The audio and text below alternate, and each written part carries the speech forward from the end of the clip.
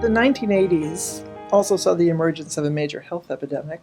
The AIDS crisis that forced the country as a whole, and certainly the medical research community in particular, to take notice. Can you tell us about PRIM&R's relationship to the AIDS crisis and the search for a cure, or at least the means to control the disease? Yes. So quite soon after the emergence of the epidemic, it came to certainly our board's attention and mine as well. It came to everyone's attention that this was terrifying. This was a plague. This was unprecedented in terms of its both impact and the fact that there was nothing in the armamentarium that could be employed against it. There was nothing, and it was striking such huge numbers of people around the world, but at that point we were focused on our country. And we decided that because there were so many ethical dimensions that we had to dive in early and deeply. And among the ethical dimensions were, again, the fact that the population, mostly gay men, were, if not vulnerable in traditional terms, were certainly vulnerable in terms of privacy, vulnerable in terms of stigmatization, vulnerable in terms of general bias, both from caregivers and certainly from community as well. They were often treated like pariahs if and when their diagnosis, even of HIV, not full-blown AIDS, became known. So given the ethical issues, the many ethical issues, we started to immediately get involved. Very quickly, the gay community proved itself to be the most forceful, effective, and otherwise impressive advocates that the governmental, medical, industrial complex had ever seen. And it really changed the nature of clinical trials and drug development because there was nothing to treat AIDS. There were stories of people who were losing 3 and 4 and 5 and 6 friends per year for periods of years. And so the gay community, both gay men and lesbians, banded together and thought, we're not waiting. We're not going to allow the wheels to grind slowly. We have no time. And so their remarkable odyssey via groups like ACT UP and TAG, the Treatment Action Group, are by now well documented in films like How to Survive a Plague.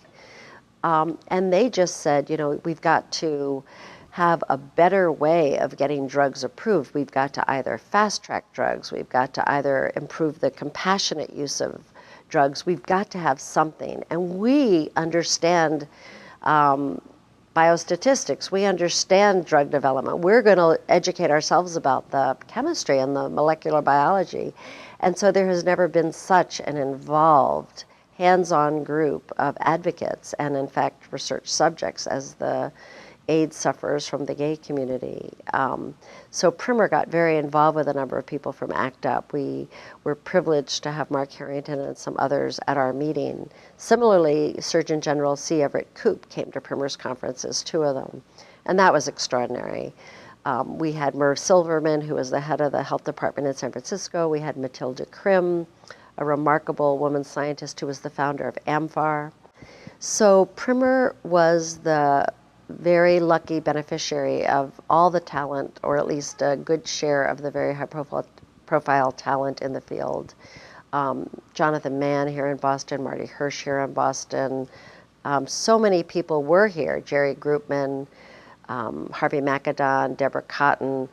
We were just in the right place at the right time and started having meetings that really were able to bring, if not total clarity, then at least improved clarity to the ethical issues surrounding AIDS research.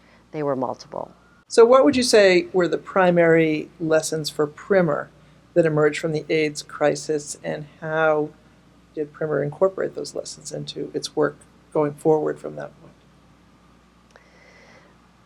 I always believed it was important to hear from those most affected by any situation. For example, in the disabilities rights movement, to involve people with disabilities, and certainly with respect to research, it would have been ideal from the beginnings of PRIM&R to involve research subjects. But before the AIDS epidemic, it was not so easy to identify subjects. There were privacy issues, and again, the field was just very new and embryonic, and so it wasn't so easy to find research subjects. We often found advocates.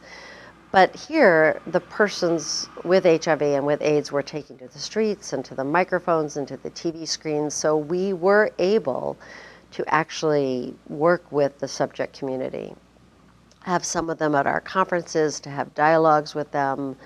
And that reinforced my already existing and strong belief that hearing from the affected subject population was crucial. And once we successfully forged those coalitions with people with HIV and AIDS, we never looked back, and we've continued to involve subjects in many, if not most of our conferences, subjects or their representatives.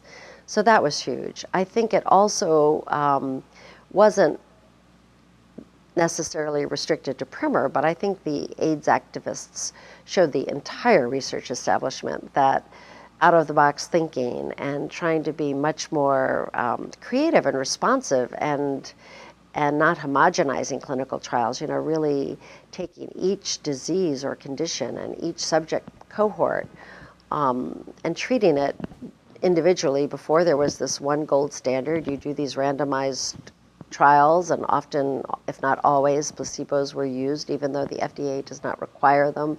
And it was a traditional and fairly moribund model. And so AIDS just woke everybody up and said, there are many roads to Rome. Let's try to be much more creative. Let's try to think about these parallel track drug development processes. Let's really think out of the box and try to really respond to this remarkable gift we've been given of these intelligent, politically savvy, and obviously very motivated activists.